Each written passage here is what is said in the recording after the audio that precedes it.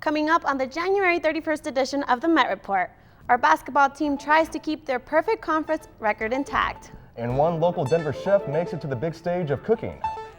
And we take a look at how students are getting back into the school swing. All this and more on the Met Report.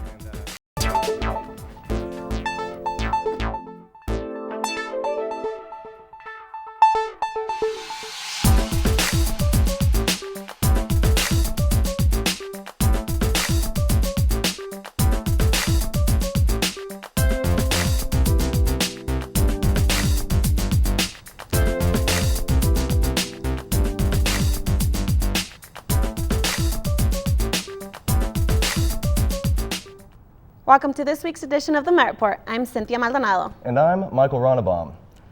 Well, students, the time for sleeping in has finally come to an end. With the new start of the spring semester, our own Cinthia Maldonado went around the Auraria campus asking students what they were doing to get back into the school flow.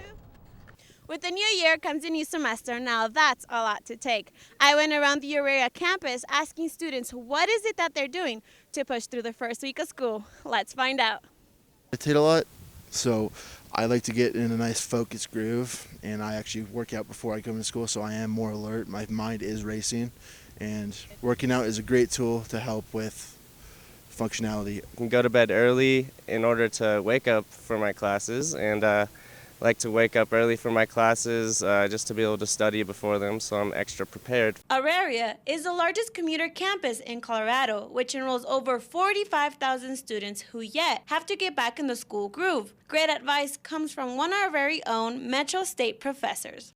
Get a good night's rest, get here a little bit early, drink some coffee. We have some great coffee shops over at the Tivoli. I should probably, since I'm an accounting professor, emphasize the importance of doing things outside of the classroom as well to have the full-on college experience. Every student has their own motivation. I just think about my future and what I'm working towards, and it's just easier for me to just think positive thoughts rather than, oh my God, it's 7 o'clock, I'm trying to get up. It takes 21 days to make a habit, so don't forget the breakfast, workout, and studying before classes. 15 weeks to go. For the Met Report, Cinthia Maldonado. The GLBT Student Office held a spring welcome back open house for MSU Denver students this past Tuesday. Food, drinks, and snacks were provided. The GLBT provides community resources through Gender Identity Center and One Colorado, to name a few. A lending library and social space to help students connect with fellow GLBT members. Steve Willis, the director, does advocacy for students, staff, and faculty who are struggling with discrimination. Our welcome back. It's kind of like an open house. Basically what we do is we welcome people who've not been to our office before and introduce them to the services we offer, and then we also get the chance to see some of the faces who came in from previous semesters and sort of enjoy their company after the break. Okay. The GLBT office is located in the Tivoli 213 for more information. There is an ongoing criminal activity on the Auraria campus. Various reports are being made on damages to vehicles. It's advised to inspect your vehicle frequently, to park in well-lit, high-traffic areas when possible, and not segregating your vehicle. The Auraria Campus Police Department encourages our community to report any suspicious people or behavior immediately to the ACPD at 911 or at 303-556-5000. Campus Police can be reached directly from any emergency phone located throughout the campus. Obesity is on the rise, and it's time is limited for many students. Jesse Salazar takes a closer look. Here's a look at what you need to know about obesity in America. Obesity among U.S. adults doubled between 1990 and 2010. In every state, more than 20% of adults are obese. Just don't have the time and just really don't care for it right now because just school's just kind of my focus. And in 12 states, the obesity rate is above 30%.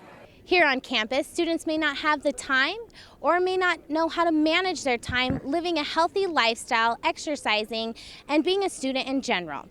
Metro State has started a new weight management program here to help give students advice and guidance towards living a healthy lifestyle. Group personal training also offers nutrition coaching. It's all student-led, like in The Biggest Loser, so you'll be competing on a team.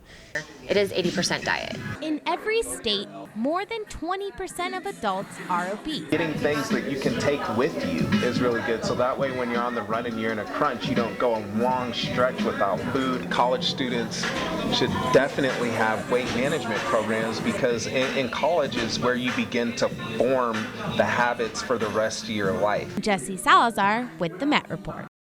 Now that the Affordable Health Care Act has taken effect, it seems that the cost of health care keeps rising. For students last semester, it cost $836 for insurance. This semester, it cost $1,154. The reason for this dramatic increase is the extended coverage for the summer, which adds an additional 2 months of insurance to the initial policy. While it might not seem like it, students are actually getting a good deal. We have a pooled rate with the school's insurance provider, Ameriban. Healthcare professor Jeff Helton explains further. The student plan is still a pretty good deal. And part of the reason for that is because we've got all the students pooled together in one big group. And it's kind of like when you go to Costco or Sam's Club, you buy in volume, you get a better price, right? Very much the same with health insurance. Well, folks, I gotta tell you, that school insurance thing is extremely interesting. Just to clarify that students at the age of 26 or older can choose to opt out for the school insurance program. That's a great opportunity here at Metro. Absolutely. Still to come on the show, we bring you everything you need to know about taking the perfect selfie. And nearly 20 Colorado athletes take their way to the Sochi for the Olympics. Be sure to come on back.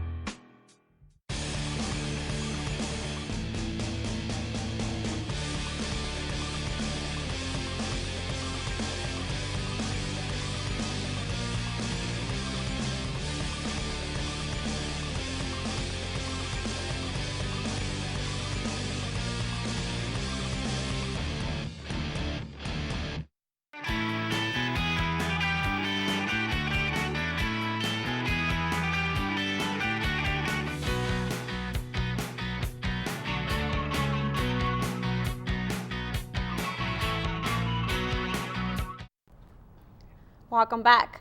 With the Super Bowl in a matter of days, everyone is getting excited for the upcoming game. Met reporter Lennox Williams went out on campus to see what students were doing to prep for the big game. The Denver Broncos will be taking on the Seattle Seahawks for the Pro Football Championship, the Super Bowl. Broncos, baby! I don't like football, but I go for Broncos, so yeah, probably Seattle. Here on campus and in the Mile High City, fans are gearing up for the big game. I'm going to be at home watching it, partying with some friends. Please win so my girlfriend doesn't get mad. Watching the game, probably with a family. That's usually what we do. Coloradians are united in orange to bring the Lombardi Trophy back to Denver. There's so many my friends are playing parties. I don't know if I'm going to be in my parties with my friends or my family or in Denver. I don't even know yet. Broncos all day. We got Manning. Ain't nothing to worry about. But for all the fans of Colorado, they all bleed orange. For the Met Report, Lennox Williams. Now, if you're planning on coming down to campus on Sunday for the Super Bowl, be sure to check out the msudenver.edu for a list of the altered hours for buildings around campus. Well, folks, the countdown to the Olympics has officially begun. Starting next week, the 22nd Winter Games will be held in Sochi, Russia. Among the 2,800 athletes that will be competing, you might notice a few familiar faces. 19 athletes from Colorado are headed to the games. Some of these local athletes include Aaron Blunk, who is an X-Games halfpipe skier from the Crested Butte area, Jeremy Abbott, who is of course a national champion figure skater from Aspen, and Todd Ludwig, who was a Nordic combined athlete from Steamboat Springs, who will be the United States' first Olympian to compete in 6 Winter Games. As the games kick off the opening ceremony next Friday, keep an eye out for these athletes to cheer on our fellow Coloradans. The Broncos were named AFC champions, and after that, the next anticipation began. Many gathered at Loto's Bar and Grill to see a whole other game, this time with food. Met reporter Hassan Shah has the story. Hey guys, so I'm here at Loto's Bar and Grill in Highlands Ranch, and Denver's very own chef Leah is about to see her debut on Food Network for the very first time. But you know what? Tonight, it's a lot more than cocktails and burgers. It's a cutthroat kitchen. That's right, the premiere of one of the episodes of Food Network's reality culinary show, Cutthroat Kitchen. It's an intense show hosted by Alton Brown. 4 chefs are pitted against each other for cutthroat strategies and challenged to cook gourmet dishes to be judged by a guest celebrity. But things get ugly as the bidding process occurs and opponents use flaky ingredients and weird cooking means. The winner of the challenge gets $25,000. I'm so happy to share this with friends and family and the Denver community and supported me, and I'm just so Words can't describe it. Yeah, it's speechless, really. Leah Evely is a private chef and caterer in Colorado and now the first chef from Denver to compete and win the Cutthroat Challenge. As far as Leah's concerned, I mean, she just nailed it. I mean, she knows how to play the game. Like, we're very confident in her abilities. She's an amazing person in general. So you could tell right in the video that she's a confident person and she knows how to turn things around. For Leah, the night at Loto's was not so different from Cutthroat Kitchen. In fact, it was even more intense. It's still intense for me, still fresh in my mind, and I feel like I'm still in the game. And so it's a lot of excitement, a lot of, anticipation. One of the big perks of the show, the money, of course. With $25,000, what's next? I'm actually going home to the Philippines next month to help, my family that was affected by the typhoon. Help them rebuild, and at the same time I'm working on my cookbook, so that will be released this year. For the Met Report, Hassan Shah. Earlier this week, President Obama delivered his 2014 State of the Union address, speaking on important highlights such as minimum wage, retirement, security, war, healthcare, and more. Given the federal minimum wage to be at $7.25, the president issued an executive order for all federal contractors to raise the minimum wage to exactly $10.10. Obama also mentioned a new savings program for people to start thinking on retirement called the MYRA, which will be introduced through many employers. He is also encouraging the American people to sign up for health care by the March 31st deadline. Colorado is already well into winter. We have seen our typical cold nights with our occasional warm days, but we have been lacking in the snow amounts east of the Continental Divide. Some are seeing this as a glorious winter season, but the eastern plains are fearing the worst. Farmers are fearful that they will have a reoccurrence of the 2012 drought season that made it almost impossible to grow anything. What this means for folks in Denver is the price of food could climb significantly, and the return of the devastating forest fires could soon sweep across the Front Range. Once again, experts say we shouldn't start worrying just yet. Denver's heaviest season snowfall occurs in March and in April, so there's still hope that we can get a few huge snowstorms that will bring us back to where we need to be. Michael, I am a big fan of the snow. I really enjoy winter. Just the hassle is driving through the snow. Absolutely. It is dangerous, and the Colorado weather will definitely keep you on your toes. Yes, so drive with a lot of precaution. And coming up after the break, Hassan Shah brings us a look at the latest news in entertainment. But first, Josh Cozart brings us a look at next week's weather. Josh, tell me some good news. Well, Michael and Cynthia, we're experiencing Colorado's typical January weather. 1 minute we're up in the 50s and 60s, and then just like that, we're back down to below freezing and seeing those wintry precipitations just like we saw last night. So today in the metro area, we are seeing the snow finally move out of our area, and then it's going to backtrack just a little bit and give us about 1 to 2 inches for the southern part of Denver. But for the mountains, we've seen 1 to 2 feet of snow up there, so great for the ski resorts. Let's take a look at our Saturday national map. For Colorado, there's that cold front that moved through our area earlier in the week, yesterday, and it's going to be giving us a lot of snow showers in the mountains continued on Saturday, so they're going to see additional accumulation.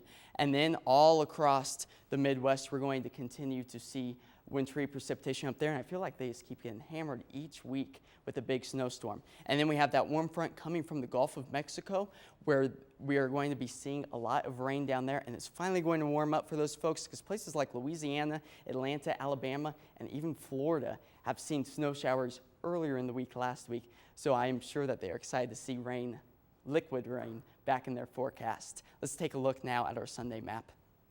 That warm front, it's actually going to stall right in the middle of the country. It's going to kind of create a tug of war between the cold air in the north and the warmer air down south. We're also going to see a plume of moisture up along that front. And then we're also going to be seeing a little bit of some lake effect snow up in the northeast, approaching New York City for your Sunday, but I don't think it's going to affect your Broncos game at all. And then for Denver, we have just a few snow showers in the mountains continuing for our Sunday, but nothing too extreme. Now let's take a look at our Broncos forecast. 37 for the Super Bowl. Time is going to be 6:30.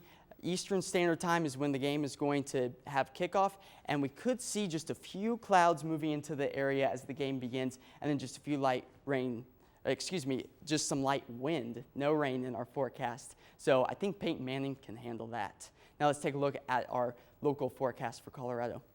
Denver, high of 33 degrees, DIA only 29 for your Saturday, and then Boulder also at 33. So a little bit cooler than what we've been used to, but it is going to warm up slightly compared to what it is today. And then out on the Eastern Plains, we're going to see 32 in Lamar, and for the Western Slope, 30 degrees and partly sunny skies for Grand Junction. Let's now move on to our Sunday local map. Denver, actually going to be a little bit cooler on Sunday with a high of 31, 26 in DIA with only a low of 8. So Lamar also at 33 degrees. In Colorado Springs, if you're looking to head out to family members to watch the big game on Sunday, you're not missing much by not spending time outside, because it's going to be a little chilly down there as well. Now let's take a look at our 5-day forecast. Monday, our warm day of the week at 30 degrees, partly cloudy skies. Tuesday, we have a cold front slowly moving into our area with only a high of 17 and low of -2. Wednesday and Thursday, we could see a snow shower or two pop back into our forecast with highs of 15 and 26 degrees. And I'm not expecting to see a whole lot of snow with that front that's going to be moving in, only a 30% chance right now, but we'll have to keep our eyes on that. And then Friday, there's that February roller coaster with a high of 44 degrees. I'm Josh Cozart with the weather, and I hope that you all have a warm, safe, and fun weekend. Now and then I get insecure from all the pain. I'm so ashamed. I am beautiful, no matter what they say. Words can't bring me down. Where I bring Hollywood a mile high. Aligning the Hollywood stars over Denver. I'm here to bring you the latest juicy gossip from the mile high to the streets of Hollywood. Give your most handsome look to that camera. Where I'll be bringing you the latest gossip from Tinseltown all the way up to a mile high. I didn't get any injuries. I was okay. I was a little dancing, these, you know. Check us out every Friday live at 12:30 p.m. on The Met Report.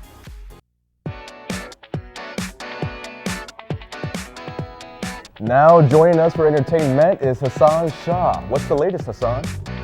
Selfies. I guess most of us are just becoming camera hogs.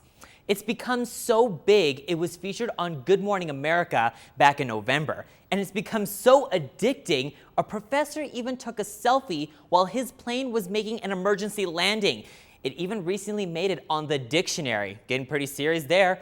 According to a photographer YouTube sensation, Peter Hurley, there is a certain way of taking a selfie. My fellow student media coworkers are quite talented at it. Nice. Squinch! Squinch!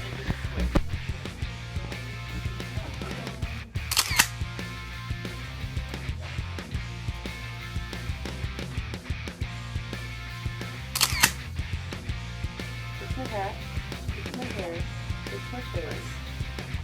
Try not to smile, but let's super cool.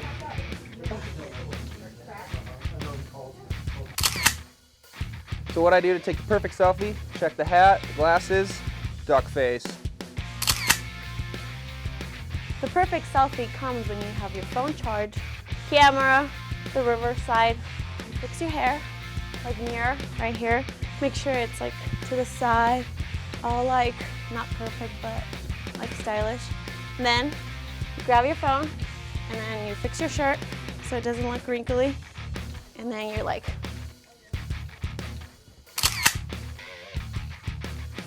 Look at that, our very own Cinthia Maldonado getting a selfie. Which selfie did you think was the best? Click on to facebook.com/the Met Report to rate your favorite and even upload your own. We want to see it. Now it's time to take your next photo at the theater. A huge Broadway attraction is touring the nation and making its stop in Denver. That's right, it's Mamma Mia! Now at the Buell Theater. You will definitely have a blast with this one. It's even better than the movie, because the lights are on you. Okay, maybe not directly. Let's just say, if you're looking for the concert experience, this show has it all. It's got sass, mystery, it's hilarious, and pretty sexy. The show centers around a bride-to-be Sophie after she reads her mom's diary and discovers she possibly has 3 dads. Then they all show up, and then, well, you can see what happens next. You can catch the show through this Sunday. Okay, guys, ready? Let's take a selfie. Selfie. There we go. We got it. Perfect. I know. It's kind of a big trend, huh? It looks fantastic. It is a trend. We'll have to see what happens next. Yeah, definitely. Thank you so much, Hassan. Yeah, no problem. Still to come, Myles Potter joins us to bring the latest in Met Report sports. We'll be right back.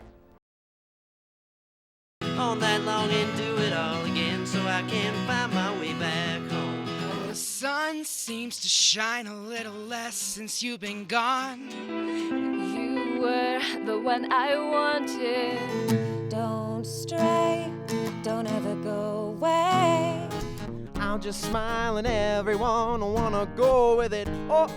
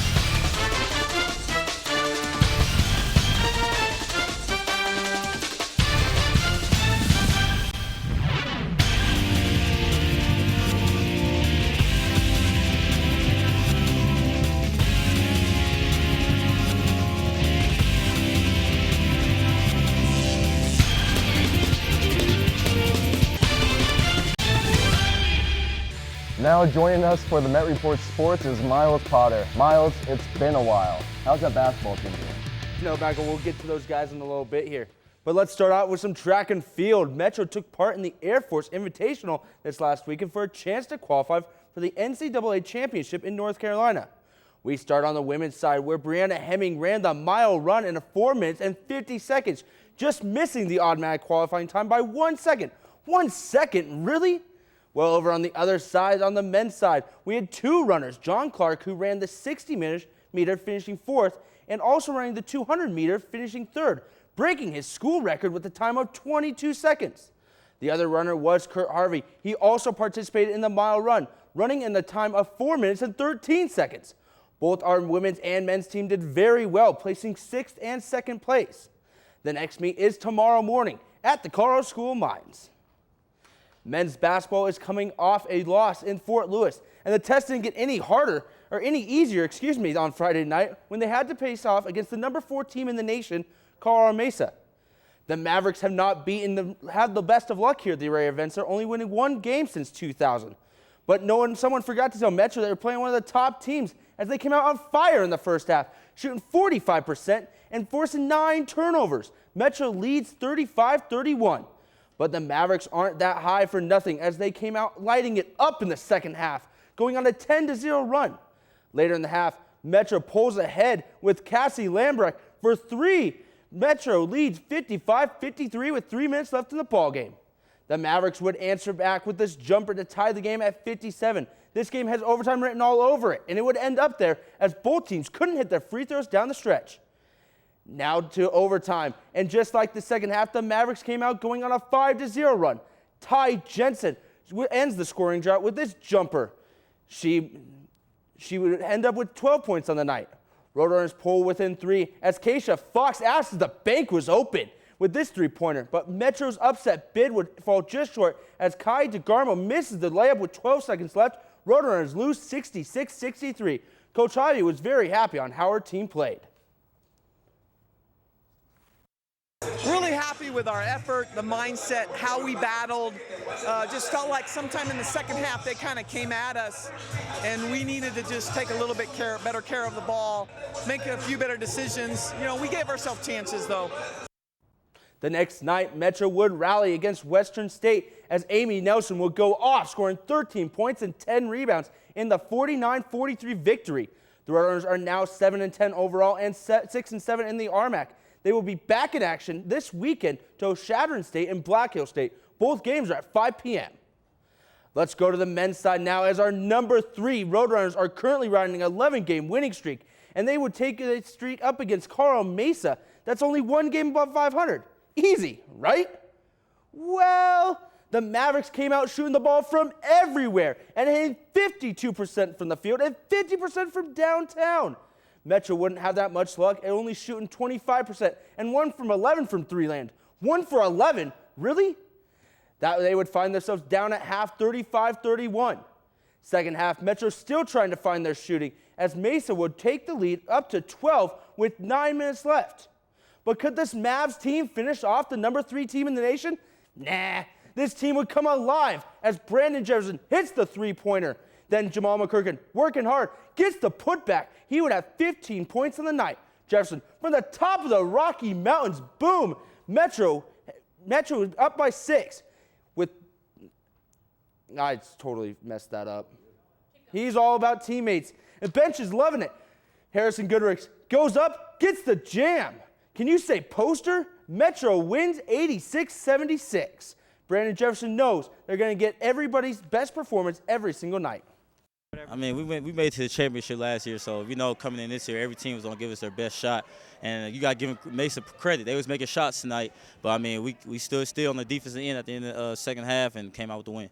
Saturday night, the Roadrunners hosted Western State, and they won 86-73. Thanks to Mitch McCarron, who had a career-high 29 points and 5 rebounds.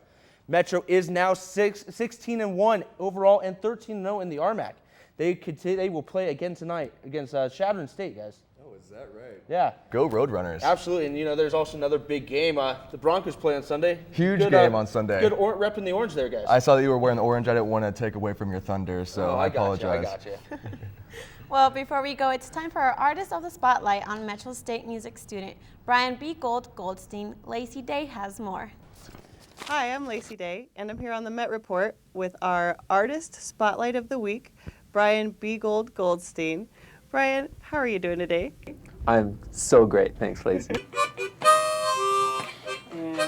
My study here is focused around the bass guitar, 4 and 5 string, but I also play piano, harmonica, little congas, and egg shaker on occasion. As of late, I've been focusing on Latin music, rumba, son, clave, and salsa music in general. I really love it. There's a connection in my soul with the clave. It's just a driving rhythm. Is there anyone in particular that you look up to as far as music goes? I've been listening to many different styles of music my whole life, starting with classical at a very early age. I heard Mozart's greatest symphonies while I was in my mother's womb. My dad has taken me to many great shows throughout my life. So is there any sort of message that you would like to send out to anybody who's like an aspiring artist trying to make it in the world? Stay positive. stay positive, because it's a hard world out there. It's a hard music world. I think music is one of the few great lights in this world that can really turn people away from the sometimes bleak world to a lighter existence that is great. And I'd like to tell them to go for that. We definitely appreciate you coming on here and sharing your character with us. Thank you so much for having me here. And now for our artist spotlight, we have Karen McCann and B. Gold. Take it away. Thanks. Karen and I collaborated to write this song for all you beautiful people.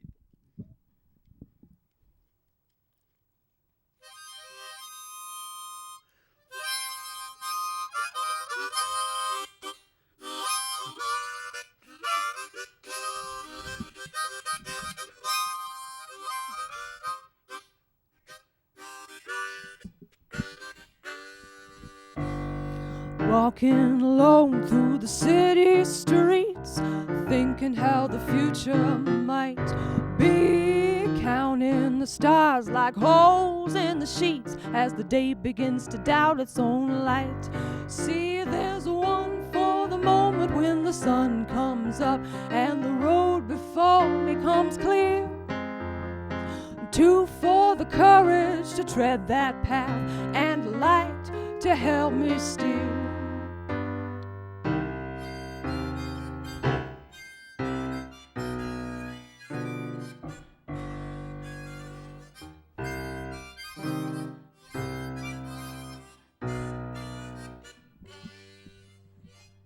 Three for the chances that will come my way and the courage to leap without fear. Four for the hope that when the moment comes, all my doubts will disappear.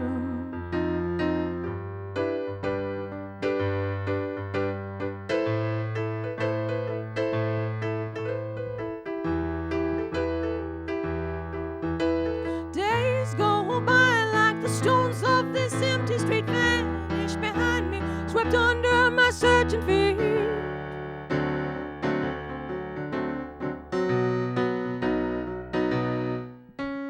Questions on all sides like windows of shattered glass, begging for answers and change as I hurry past.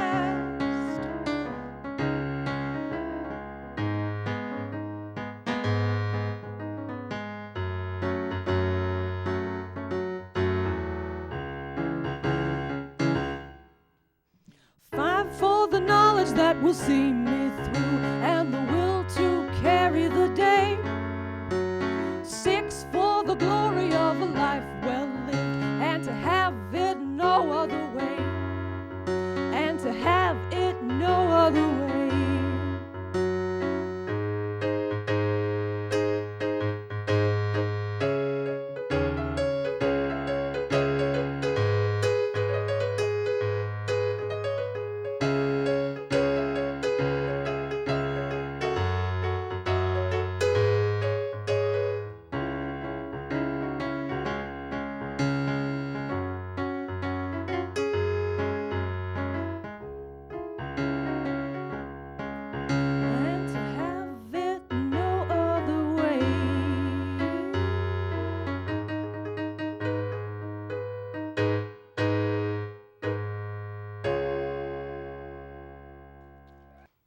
That's going to do it for this week of the Met Report. For musical guests B. Gold and Karen McCann, Myles Potter, Josh Cozart, Hassan Shah, Michael Ronnebaum, and the entire Met Report staff, I'm Cinthia Maldonado. We'll see you on campus. Stay warm.